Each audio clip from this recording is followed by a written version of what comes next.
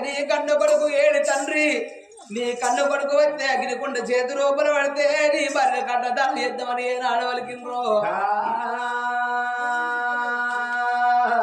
అయ్యో భగవంత నా కన్న కొడుకు రానన్నాడా అని చెప్పుదురా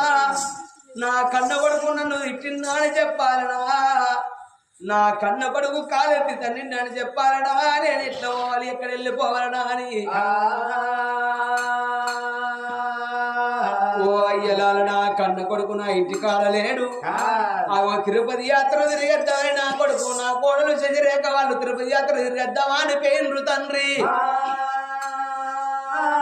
నా కొడుకు ఇంటి కాడలేడయ్యా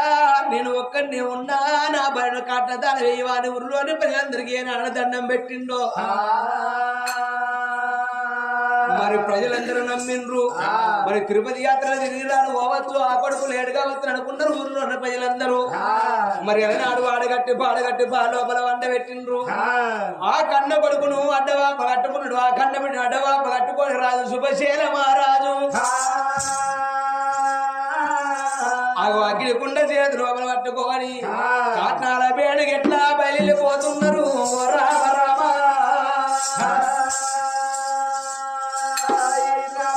అయ్యో విష్ణు విశ్వ బ్రహ్మ ముగ్గురు అన్నదమ్ములంట మన అన్నదమ్ములంట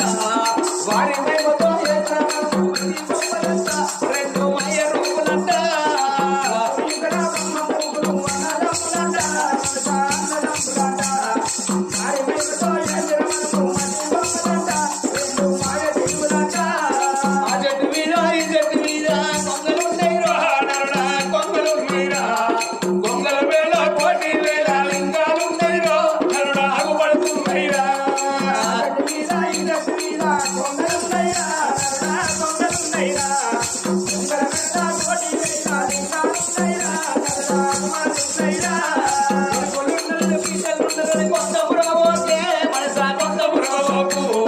ఎవరో